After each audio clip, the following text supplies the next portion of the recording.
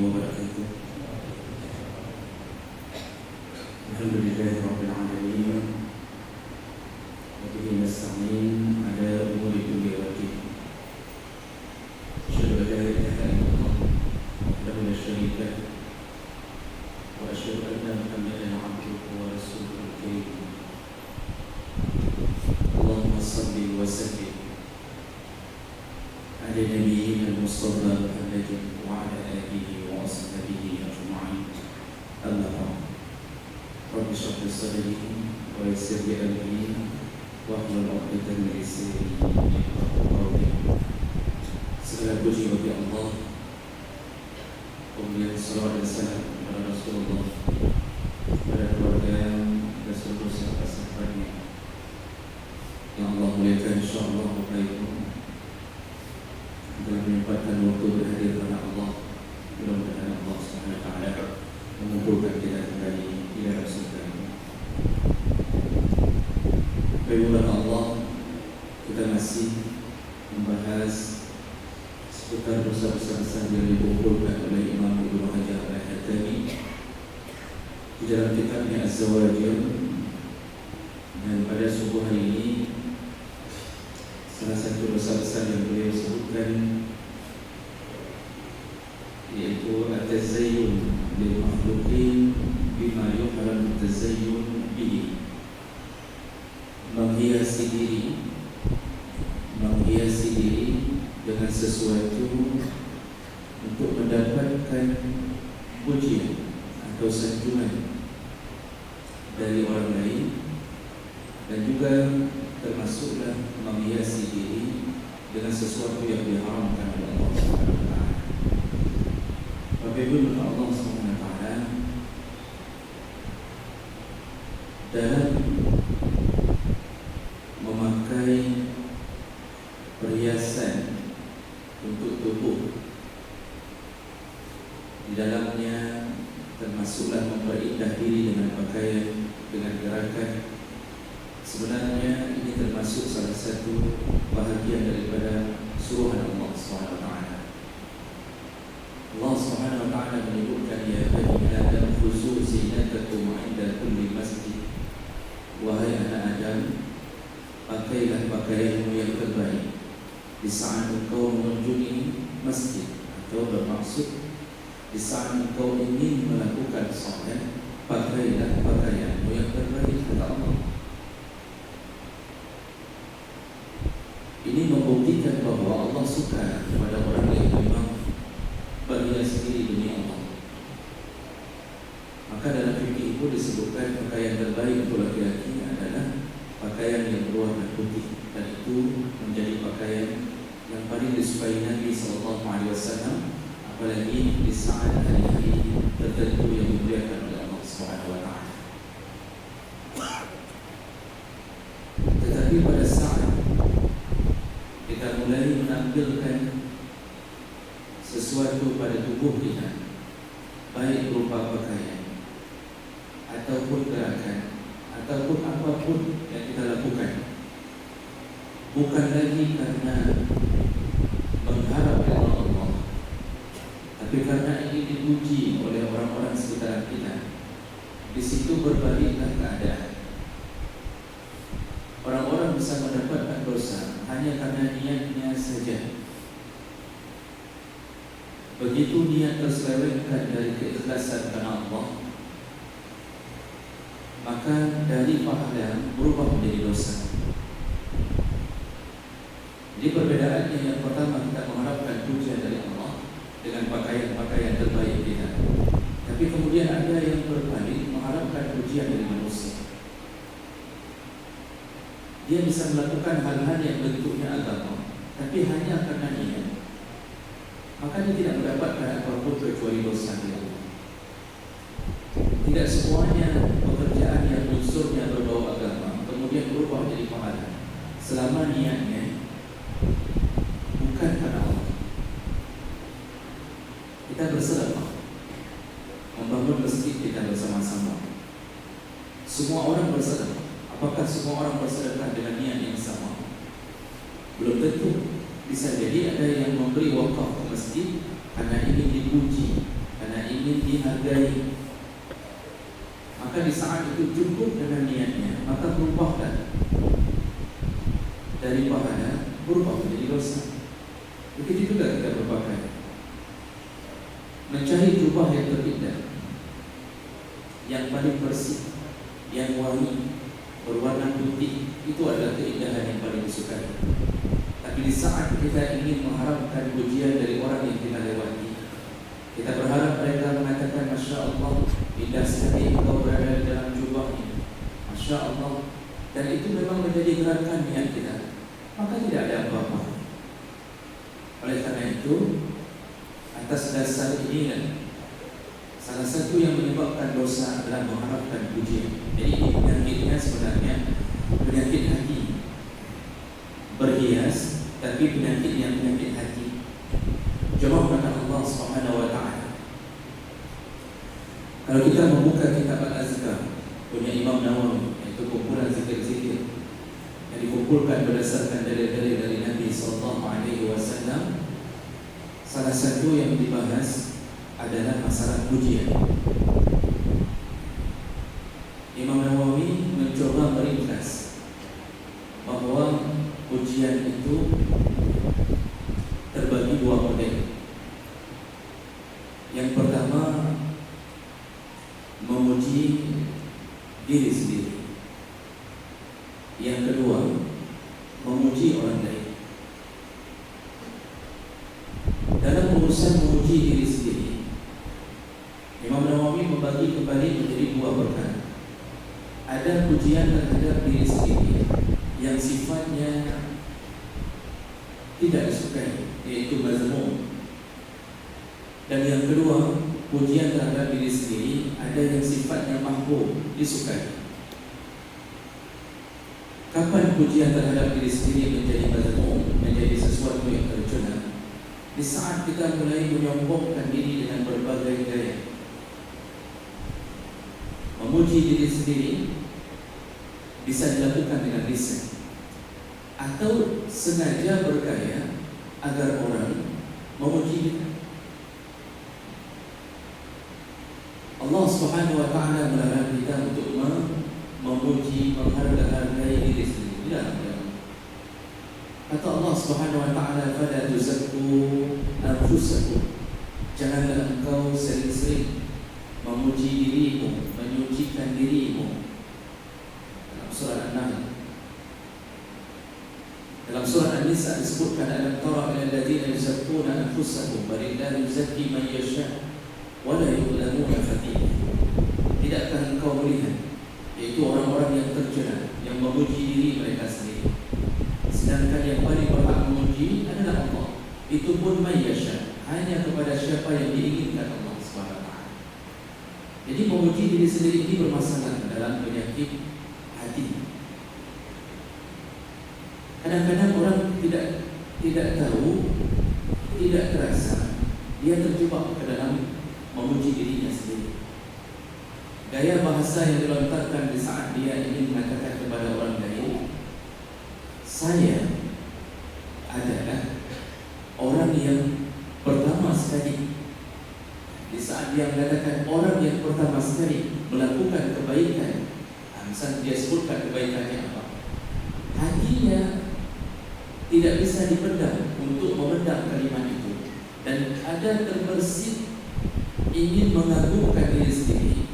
Pujian ini pujian yang tercela. Ada orang yang kadang-kadang merasa diri saleh, walaupun kita benar, kita berusaha untuk saleh, berusaha untuk menjadi orang alim, tapi tetap dilarang memuji diri sendiri seakan-akan kita paling alim. Tadi Allah katakan, jangan sucikan, jangan engkau mensucikan dirimu sendiri, karena Allah lah yang tahu bagaimana hamba yang suci. Di pada saat kita merasa bahwa kita lah yang paling saleh, atau kita lah yang paling alim, dengan gaya bahasa yang kemudian boleh merendahkan orang lain, ini menunjukkan kita punya sifat yang tidak baik. Jadi hanya kita sendiri yang merasa alim, orang lain tidak merasa kita alim. Dan biasanya orang-orang yang sampai pada level ini itu tidak dibarengi antara iman dan ilmu. Ilmunya semakin tinggi, imannya semakin rendah. Tidak menjadi sebuah indikator bahawa kita ini saleh dengan datangnya kita berbulan-bulan ke masjid Allah. Tidak menjadi sebuah standar Bapak Ibu dan Allah. Ada hadis Nabi SAW, waktu sahabat bertanya tentang seorang perempuan, Rasulullah kata sahabat, ya Rasulullah, ada seorang perempuan yang bangun di tengah malam setiap malam untuk salat, dan di siang harinya watasumun nahar, dia berpuasa di siang harinya. Malam bangun, siang puasa, pagi puasa. Ini amalan ini sudah hebat sekali. Tapi kemudian sahabat melaporkan, tetapi lisannya, lidahnya tu'zi jirana, lidahnya selalu menyakiti tetangga. Apa kata Rasulullah? La khaira fiha, perempuan ini bukan perempuan baik. Fahiya fitnah, perempuan ini berduduk neraka. Bayangkan ibadah mahdhahnya setiap malam, siangnya puasa. Tidak ada amalan yang lebih hebat daripada ini. Di antara kita ada yang mampu bangun malam, tidak mampu puasa siang. Ada yang puasa Senin Kamis, tidak mampu tahajud. Tapi perempuan ini melakukan kedua-duanya. Dua-duanya dia melakukannya. Tetapi lisannya menyakiti orang lain. Apa kata Rasulullah? Yang malamnya, yang siangnya, ibadahnya, semuanya tidak ada artinya, kata Rasulullah. La khaira fiha, tidak ada kebaikan baginya. Bahkan fahiya finnar, dia di dalam neraka Allah. Makanya kita ini dilarang memuji diri sendiri, karena kemungkinan kita tidak tahu ada celah yang kita lakukan sebenarnya kita adalah berduduk neraka. Na'udzubillah, kita kadang-kadang tidak ada yang mengingatkan. Karena kita selalu merasa kita paling saleh, kita paling alim, kita tidak ada yang mengingatkan lagi. Yang ada hanya pujian. Apalagi kita punya sifat suka memuji diri sendiri. Jadi dilarang memuji diri sendiri, walaupun dengan pancingan-pancingan. Maksud memuji diri sendiri bukan memuji tubuh sendiri saja, tapi kadang-kadang memuji keluarga sendiri. Ada orang yang mencoba memuji dirinya sendiri atau keluarganya dengan cara memancing orang lain lebih dahulu. Dia sambil duduk-duduk, dia akan bertanya bagaimana keadaan keluarga, bagaimana keadaan anak, sekolahnya di mana. Padahal itu bukan inti daripada keinginan dia. Yang dia inginkan akan berbalas pertanyaan. Dia menunggu orang lain yang bertanya. Dia tidak peduli jawaban orang, anaknya mau di mana, tidak peduli. Yang dia tunggu orang bertanya, bagaimana keadaan anakmu?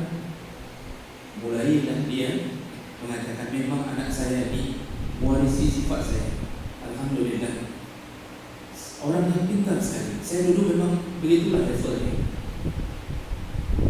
Hafalannya kuat sekali. Alhamdulillah, saya sudah hafal 5 juz. Umur sudah 60, sudah 5 juz. Itu pun bangganya, insyaAllah. Lalu dia puji anaknya pintar seperti dia. Kemudian anaknya hari ini sekolah di sana, sekolah di sini, S2-nya di sana, S2-nya di sana. Semua disebutkan tanpa diminta. Ini disebut yusabbuna anfusahum. Mereka mulai memuji-muji diri mereka sendiri. Hati-hatilah, syaitan itu bermain dengan cara yang paling halus. Kita hilangkan amal kita mendidik anak hanya karena kita memamerkan anak kita, agar terkesan bahwa kita adalah keluarga terhormat. Penyakit paling parah ibu-ibu hari ini adalah selalu setiap 1 semester sekali memuji dirinya dan keluarganya dengan cara memajang foto anak-anaknya di Facebook. Kapan? Setelah bagi rapor. Rapor disuruh pegang di dada, hadiah di tangan, kemudian difoto, lalu tampilkan di Facebook dengan gaya bahasa ahli surga.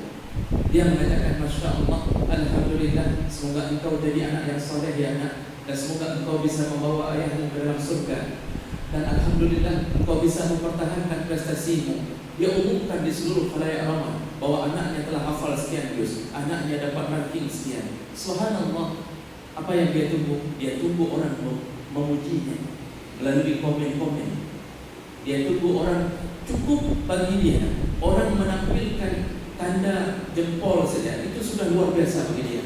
berbunga-bunga hatinya. Apalagi kalau ada yang mengatakan, Masya Allah, bagaimana cara buatnya ya, kok bisa begitu anaknya, Subhanallah, Masya Allah, ibunya pasti orang saleh, ayahnya pasti orang saleh. Lalu kita jawab lagi, reply lagi di bawahnya, memang ayahnya selama ini selalu salat berjamaah, berkat doa ayahnya, maka anaknya begini. Ini penyakit terlaknat yang ada di akhir zaman. Yang lebih aneh lagi, kadang-kadang dilakukan oleh isteri para ustaz. Bukan isteri jamaah, isteri ustaz yang melakukannya. Kenapa? Yang paling banyak ikut pengajian isteri jamaah, isteri ustaz tidak pernah ikut pengajian. Maka tidak tersentuh. Kenapa? Sudah merasa bahwa sempurna. Dan disinilah kekurangan yang dibangun oleh syaitan.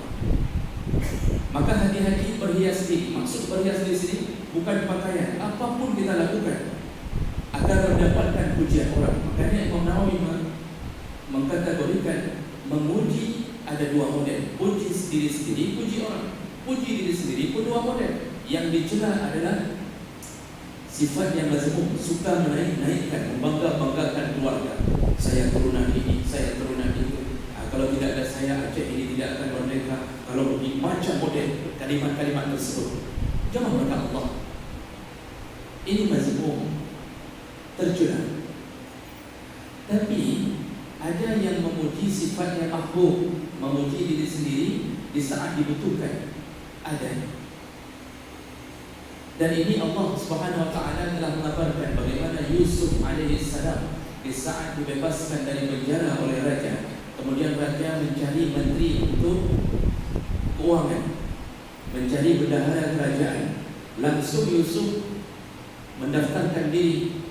Lalu dia mengatakan, ij'alni min khaza'inil ardi, min khaza'inil ardi.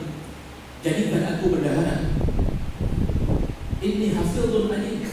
Aku ini orang yang paling jaga amanah, dan aku orang yang paling banyak pengetahuan urusan keuangan ini.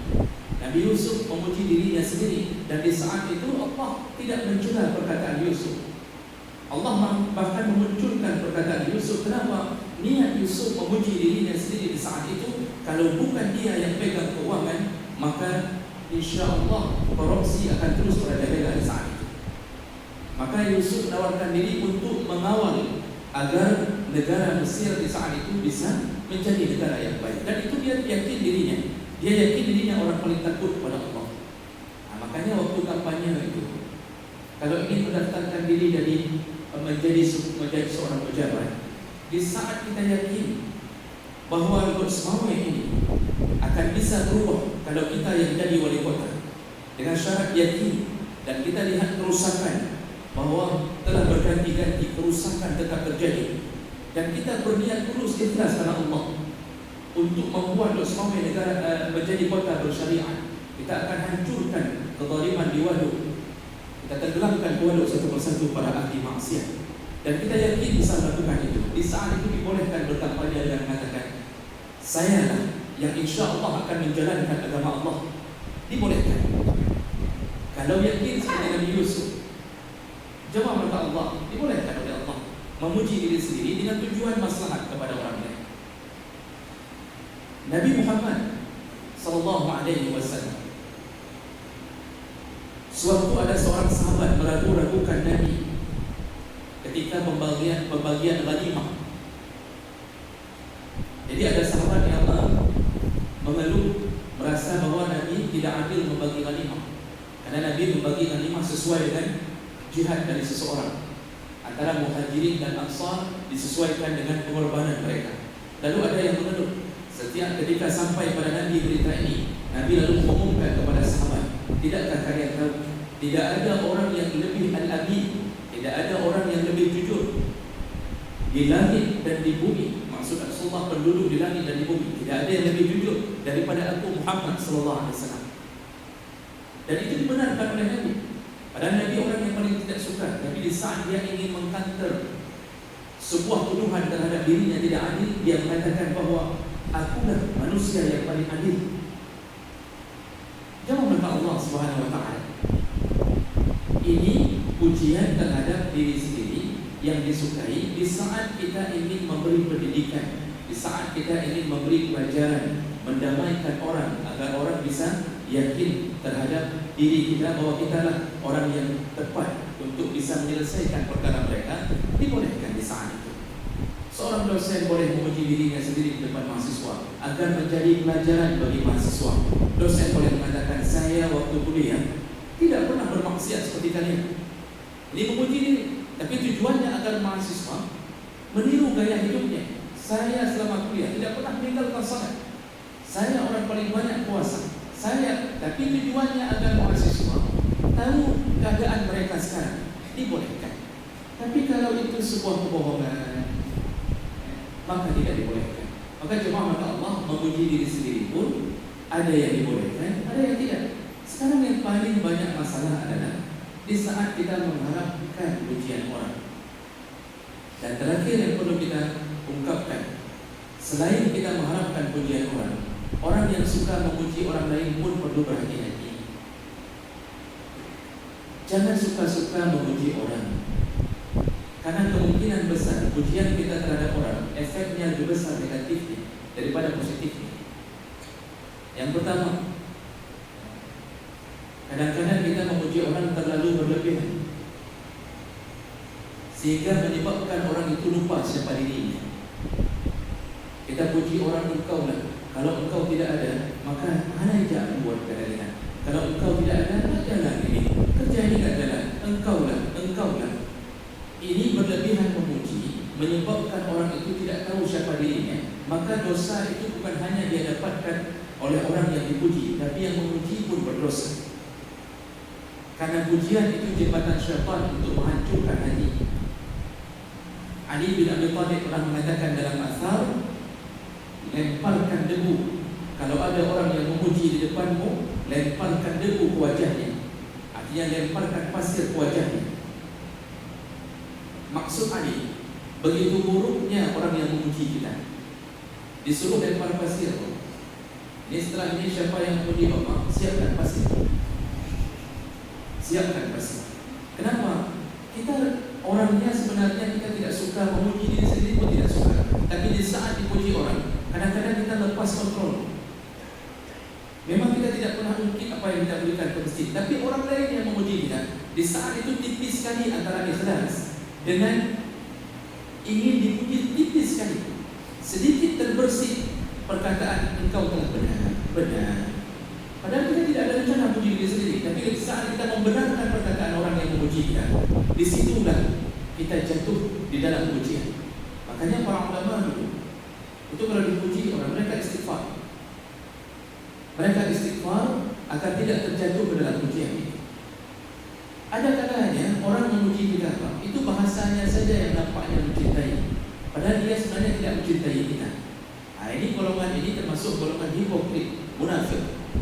Di depan kita dia puji kita, Masya Allah setinggi langit. Kemudian di belakang kita ternyata dia yang menjatuhkan kita. Otomatis yang memuji juga bermasalah. Dan yang ketiga, orang yang suka memuji orang lain kadang-kadang bisa menyebabkan kebohongan yang dia puji tidak sesuai dengan kenyataan.